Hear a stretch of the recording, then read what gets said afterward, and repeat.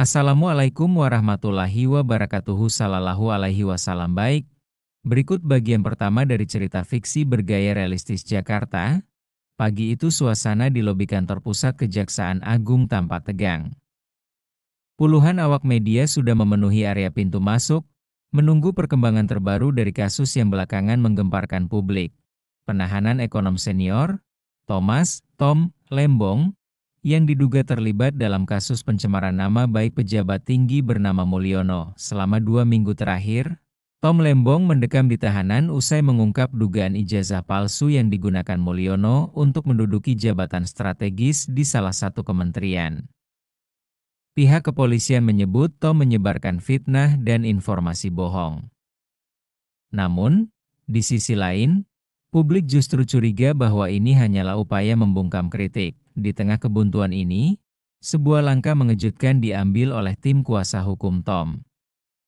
Mereka mendatangkan Dr. William Harris, seorang ahli forensik dokumen dari Amerika Serikat yang pernah menjadi saksi kunci di banyak kasus pemalsuan ijazah internasional. Harris tiba di Jakarta 2 hari lalu dengan membawa seperangkat peralatan analisis canggih. Pagi itu, di ruang sidang tertutup, Harris mulai memeriksa salinan ijazah yang selama ini dipegang oleh pihak penyidik. Dengan mikroskop digital, lampu UV, dan perangkat pengukur tinta, ia memeriksa setiap detail kertas, tanda tangan, dan cap universitas yang tertera di dokumen.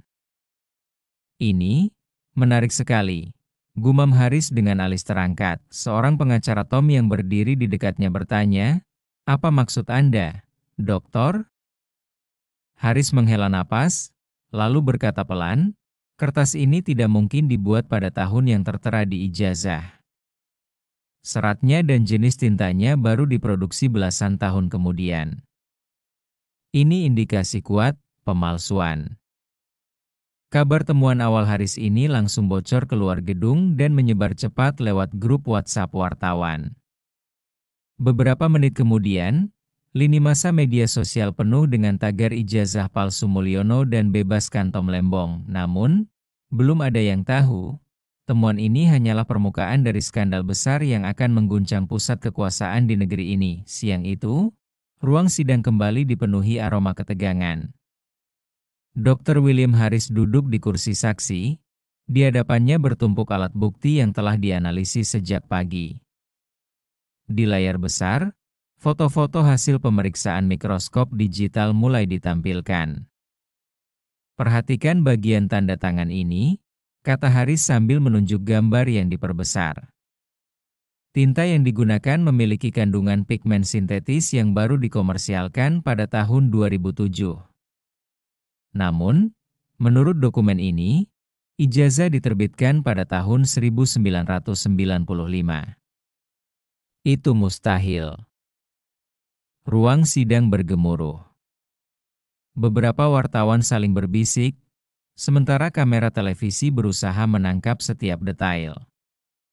Tim pengacara Mulyono tampak gelisah, salah satu di antaranya bahkan terlihat mengusap keringat di dahi meski ruangan ber-AC. Harris melanjutkan penjelasannya, cap universitas yang tertera di sini juga bermasalah. Desain lambang ini baru digunakan setelah tahun 2002. Artinya, dokumen ini dibuat jauh setelah tanggal yang tercantum. Seorang jaksa berusaha memotong, "Dr. Harris, apakah Anda menyatakan secara pasti bahwa ini adalah ijazah palsu?" Harris menatap tajam, lalu menjawab mantap, "Berdasarkan bukti forensik yang saya temukan, ini bukan sekadar dugaan. Ini adalah pemalsuan dokumen akademik." Di luar gedung, ribuan pendukung Tom yang berkumpul langsung bersorak begitu kabar itu tersebar. Tagar "Bebaskan Tom" sekarang menduduki peringkat pertama trending topik nasional. Namun di sebuah ruangan tertutup di gedung kementerian, Mulyono sedang menatap layar televisi dengan wajah pucat. Ia tahu, jika kebenaran ini terungkap sepenuhnya, bukan hanya karirnya yang hancur, tetapi juga rahasia gelap masa lalunya. Malam itu, di sebuah rumah mewah di kawasan Menteng, Mulyono mengadakan pertemuan tertutup dengan beberapa orang kepercayaannya. Lampu ruangan diredupkan, dan semua ponsel diminta dimasukkan ke dalam kotak kedap sinyal. Suasana penuh kewaspadaan. Kita tidak bisa membiarkan Haris terus bicara, ucap Mulyono dengan suara berat, menatap satu persatu orang di depannya. Jika kesaksiannya masuk berita utama lagi besok, selesai sudah permainan kita. Seorang pria berkemeja hitam, yang dikenal sebagai mantan aparat bayaran, maju mendekat. Tenang, Pak. Kami punya cara agar dia tidak bisa hadir di sidang berikutnya. Mulyono mengangkat alis. Secepatnya. Tanpa meninggalkan jejak. Sementara itu, di hotel tempat Haris menginap, suasana terlihat tenang. Ia sedang memeriksa ulang catatan dan hasil uji lab sambil menyeruput kopi. Namun, ia tidak menyadari bahwa sejak sore tadi, dua orang berpakaian santai sudah memantau gerak-geriknya dari lobi di sisi lain kota. Tom Lembong yang masih berada di ruang tahanan menerima kabar dari pengacaranya. Tom, ada indikasi mereka akan mencoba membungkam Dr. Haris, kata sang pengacara dengan nada serius. Tom terdiam sejenak, lalu berkata pelan, kalau begitu, kita harus bertindak sebelum mereka melakukannya. Hubungi teman-teman di media internasional. Buat berita ini meledak. Di luar sana, badai politik mulai terbentuk. Mulyono menggerakkan jaringan politik, militer, dan bisnisnya. Sementara Tom, meski terkurung, berusaha menjadikan publik sebagai perisai. Pertempuran belum dimulai, tapi semua tahu, taruhannya adalah nyawa. Baik, berikut bagian keempat dari Cerini. Hujan deras mengguyur Jakarta malam itu. Di lantai 15 sebuah hotel bintang 5 di kawasan Sudirman, Dr. William Haris sedang merapikan dokumen hasil analisisnya. Ia baru saja mengirim salinan digital ke tim pengacara Tom Lembong dan sebuah server aman di luar negeri. Namun, tanpa ia sadari, dua pria berjaket hujan gelap memasuki lobi hotel. Mereka tidak berbicara, hanya saling bertukar pandang, lalu menuju lift dengan langkah pasti. Di kamar Haris, telepon meja tiba-tiba berdering. Mr. Haris, ini dari resepsionis.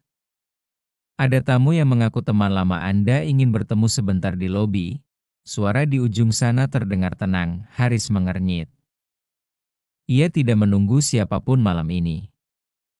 Tolong tanyakan namanya, pintanya, namun sambungan sudah terputus. Merasa ada yang janggal, Haris membuka laptop dan mengecek kembali kamera keamanan mini yang ia pasang di koridor.